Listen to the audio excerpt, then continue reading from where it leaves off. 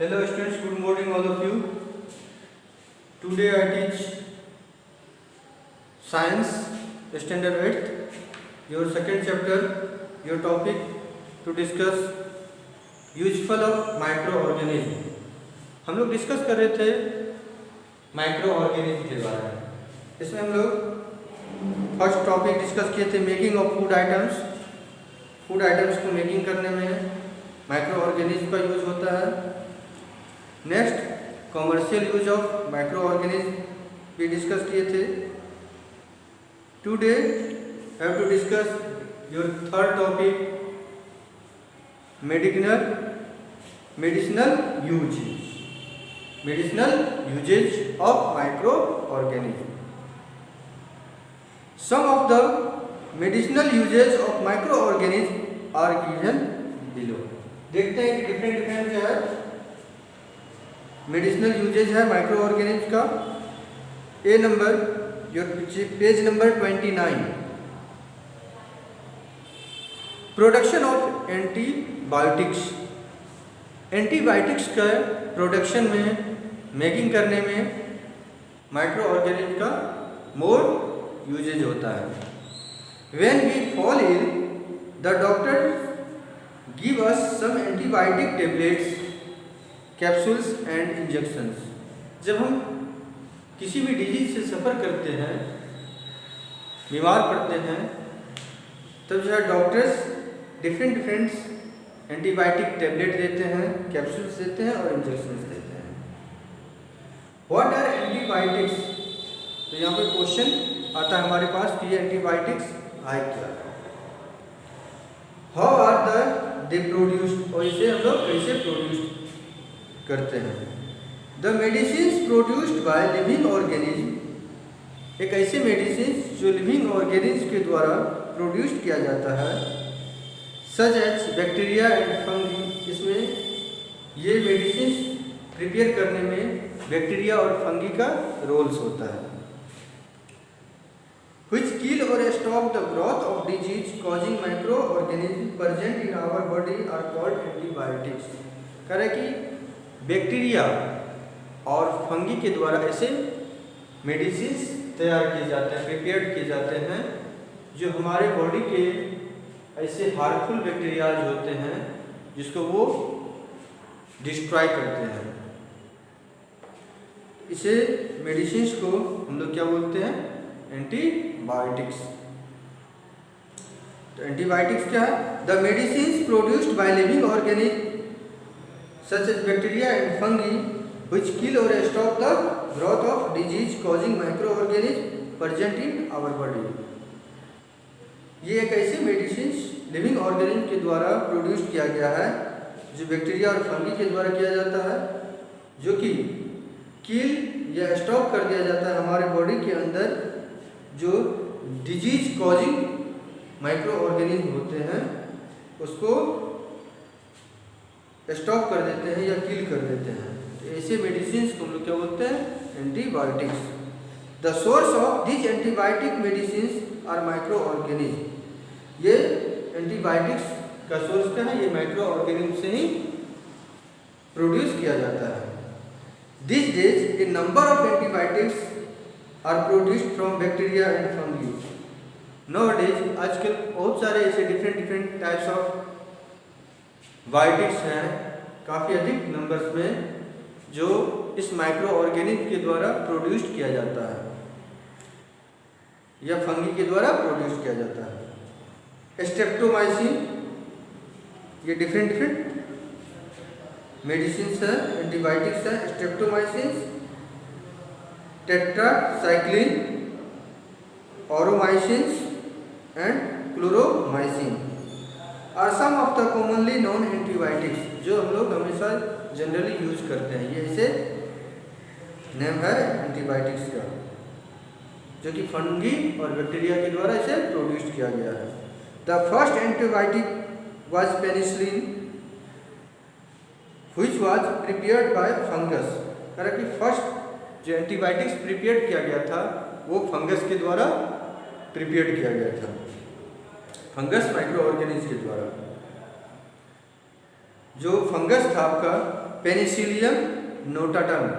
कौन सा फंगस था? Penicillium notatum. और फर्स्ट टाइम में ये पेनिसिलिन नाम का एंटीबायोटिक्स प्रोड्यूस किया गया था इस फंगस के द्वारा। Antibiotics are also mixed with feed of livestock and poultry to check microbial infections in animals. Antibiotics are also used control many plants disease. बहुत सारे प्लांट्स में भी डिजीज होते हैं, बहुत सारे एनिमल्स में भी डिफरेंट डिजीज होते हैं, तो उसको भी किल करने के लिए, उसको खत्म करने के लिए ये एंटीबायोटिक्स यूज किया जाते हैं। इन 1929 में Scottish bacteriologist sir Alexander Fleming, एक ऐसे डॉक्टर्स प्लस साइंटिस्ट थे अलेक्जेंडर फ्लेमिंग, जिन्होंने स्टेफिलोकोकी बैक्टीरिया के थ्रू लेबोरेटरी में जो है पेनिसिलिन और नोटाटम फंगी के द्वारा ये तैयार किया गया था एंटीबायोटिक्स पेनिसिलिन। तो पेनिसिलिन का डिस्कवर कौन किया था? Alexander Fleming. नेक्स्ट है precautions to be taken while using antibiotics. कह रहा है कि जब हम एंटीबायोटिक्स का यूज कर रहे होते हैं तब इसे प्रिकॉशंस भी लेनी चाहिए, प्रिवेंट भी होनी चाहिए इस एंटीबायोटिक्स का। विदाउट डॉक्टर्स के एडवाइस के बिना हम लोग जो है इसका यूज नहीं कर सकते हैं एंटीबायोटिक्स का। तो फर्स्ट है precautions, antibiotics should be taken only on the advice of qualified doctor. कह रहा है कि जो क्वालिफाइड डॉक्टर, अच्छे डॉक्टर्स हैं, उसके एडवाइस के ही थ्रू हमें एंटीबायोटिक्स लेनी चाहिए, टेकन करनी चाहिए। Next point, we must complete the entire course of antibiotics prescribed by the doctor. कह रहे कि जब हम सफ़र कर रहे होते हैं किसी भी डिजीज से और वो डॉक्टर हमें प्रिस्क्राइब करते हैं एंटीबायोटिक्स लेना है, तो उसका जो अप्रॉक्स जो डोजेज होते हैं वो हमें लेनी चाहिए, ताकि हमारे अंदर का जो माइक्रोबियल इन्फेक्शंस है वो खत्म हो सके। Next, we should not take antibiotics when not needed or in wrong dose. It may make the antibiotic drug less effective when we might really need it in future. करें कि जो doses doctors के through दिया गया है antibiotics का कि आपको इतने दिनों तक जो है एंटीबायोटिक्स लेना है, इतने टेबलेट आपको खाना है, तो ये लेनी चाहिए।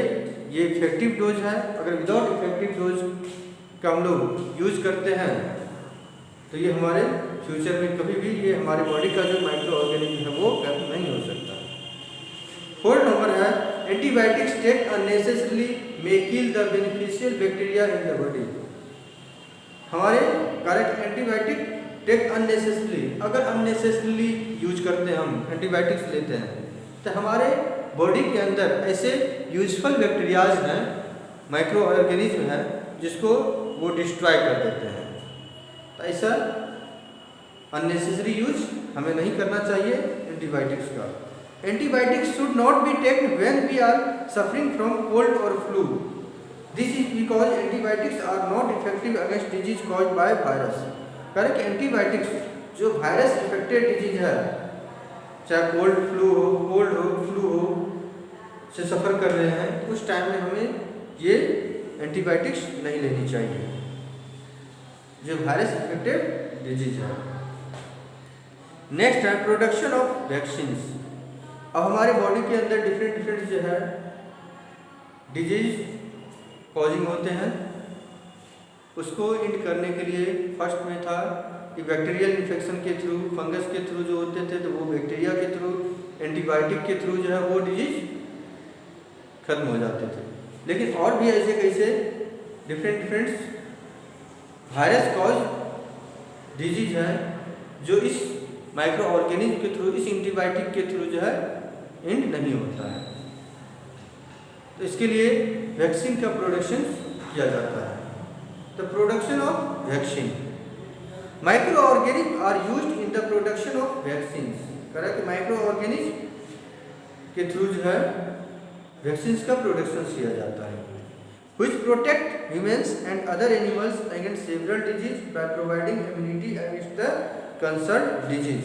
कह रहा कि जो डिजीज हमारे इम्यूनिटी कंसर्न है, चाहे वो एनिमल्स में हो ह्यूमंस में हो, उससे अगेंस्ट उसके अपोज लड़ने के लिए, हमारे इम्यूनिटी सिस्टम को स्ट्रॉन्ग करने के लिए, तो ऐसे माइक्रो ऑर्गेनिज्म से वैक्सीन प्रोड्यूस किए जाते हैं जो हम टाइम टू टाइम लेते हैं। द एबिलिटी ऑफ वंस, ये इम्यूनिटी क्या है? The ability of one's body to resist the disease is known as immunity. Immunity क्या है कि हमारे बॉडी का जो डिजीज से लड़ने के लिए, डिजीज से रेसिस्ट करने के लिए जो एबिलिटी होता है, उसी को हम लोग क्या बोलते हैं? इम्यूनिटी। इम्यूनिटी बोलते हैं। इम्यूनिटी क्या है? हमारे बॉडी का वैसा एबिलिटी जो किसी दूसरे वायरल इन्फेक्शन डिजीज से लड़ सके, तो ऐसे एबिलिटी को इम्यूनिटी बोलते हैं। Immunity against a particular disease can be developed by a technique called vaccination.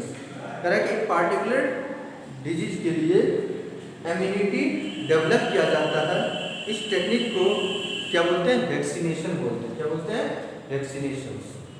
A small dose of dead and weakened disease causing microbes used to stimulate immune response in the body is called vaccines.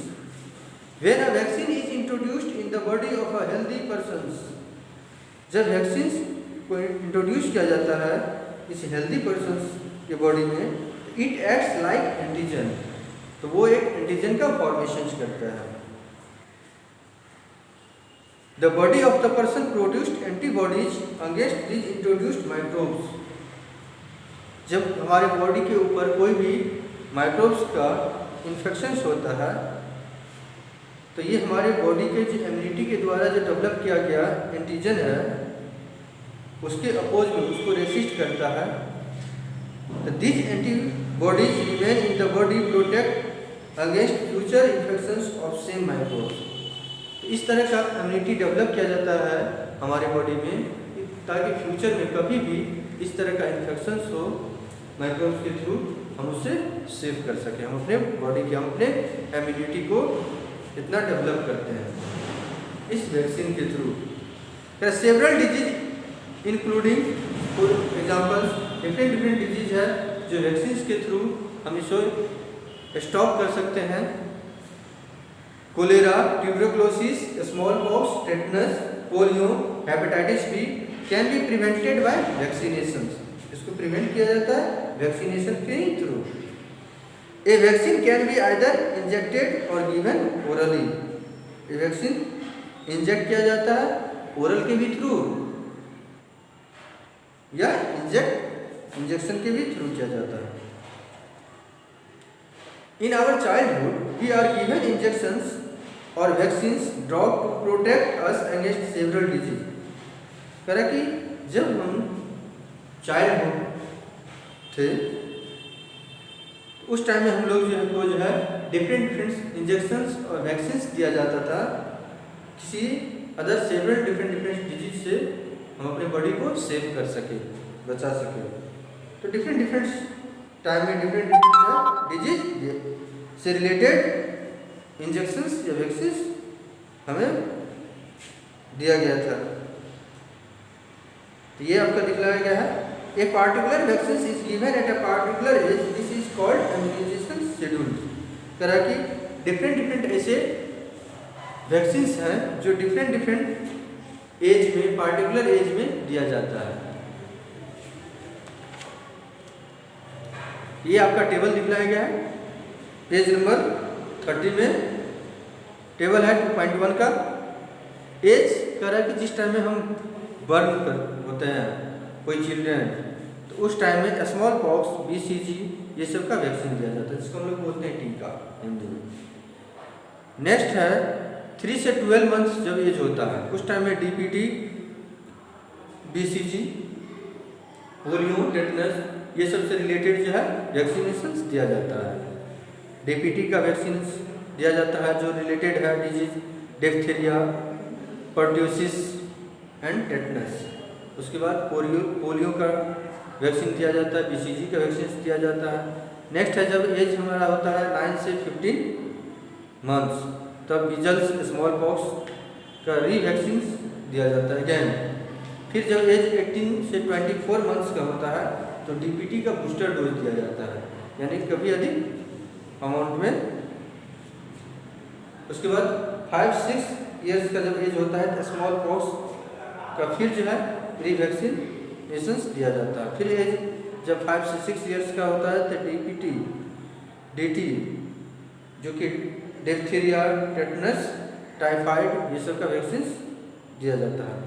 एक scientist है Edward Jenner, जो British doctor थे, उन्होंने small pox का vaccine discovered किया था 1798 में। ही noticed that milkman did not suffer from small pox even during epidemics. कह कि वो एक चीज़ को नोटिस किया कि एक मिल्कमैन है जो कि जिस टाइम एपिडेमिक्स के ड्यूरिंग, महामारी के ड्यूरिंग जो है उसे स्मॉल पॉक्स नहीं हुआ, सफ़र नहीं किया। इसलिए if they had earlier suffered from कॉपॉक्स, क्यों कि वो जो है कॉपॉक्स से पहले कभी जो अपने लाइफ में सफ़र किया था और उसे कॉपॉक्स से रिलेटेड वैक्सीन दिया गया था।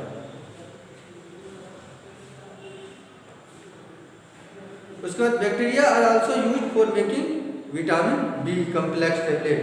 करेक्ट, हम लोग जो है B complex related tablet use करते हैं। तो ये बी कम्प्लेक्स टेबलेट भी बैक्टीरिया से ही डेवलप किया जाता है, बनाया जाता है। इसके आगे हम लोग डिस्कस करेंगे different topics. Increasing soil fertility. Soil fertility कैसे इंक्रीज करता है सॉइल में? इन द प्रीवियस चैप्टर, हम लोग इससे पहले भी चैप्टर में डिस्कस कर चुके हैं, साइंस में और बैक क्लासेस में भी डिस्कस कर चुके हैं। ये सॉइल फर्टिलिटी का नाइट्रोजन फिक्सेशन बैक्टीरिया के related. We have learn about rhizobium bacteria, कि हम लोग इस चीज़ को लर्न कर चुके हैं राइजोबियम बैक्टीरिया के बारे में। These are present in the root noodles of leguminous plants। तरह की जो लेगुमिनस प्लांट्स है उसके रूट्स में अवेलेबल होता है, प्रेजेंट होता है राइजोबियम नाम का बैक्टीरिया, जो कि हमारे एटमॉस्फेयर से नाइट्रोजन को एब्जॉर्ब करके कन्वर्ट कर देता है सिंपल नाइट्रोजनियस कंपाउंड, जिसको हम लोग बोलते हैं नाइट्रेट। यानी कि हमारी एनवायरनमेंट से नाइट्रोजन को लेकर के ये राइजोबियम बैक्टीरिया कन्वर्ट कर देता है किसमें? नाइट्रोजन, नाइट्रेट में। आफ्टर हार्वेस्टिंग के बाद when the roots decompose the nitrates present in the root noodles mix with the soil and enrich it with nitrogenous compound and hence increase the soil fertility। ये nitrates जब हमारे crops harvest कर लिए जाते हैं तो उसके जो रूट्स होते हैं वो रूट्स में इतने सारे नाइट्रेट्स होते हैं, तो ये राइजोबियम बैक्टीरिया उस नाइट्रेट्स को डिकम्पोज करके सॉइल को फर्टाइल बनाते हैं। सॉइल को क्या करते हैं? फर्टाइल बनाते हैं। Some bacteria and blue green algae living in the soil also fix atmospheric nitrogen as nitrates। कह रहा है कि ऐसे बैक्टीरियाज और ब्लू ग्रीन algae है जो इस तरह का वर्क करता है कि एटमॉस्फेरिक नाइट्रोजन को कन्वर्ट कर देता है नाइट्रेट्स में, जिसके थ्रू हमारा सॉइल जो है वो फर्टाइल होता है। These microbes are commonly called biological nitrogen fixer। इस तरह के माइक्रोब्स को हम लोग क्या बोलते हैं? बायोलॉजिकल नाइट्रोजन फिक्सर्स बोलते हैं। तो थैंक यू चिल्ड्रेन, आज इतना ही रखते हैं। Thank you very much.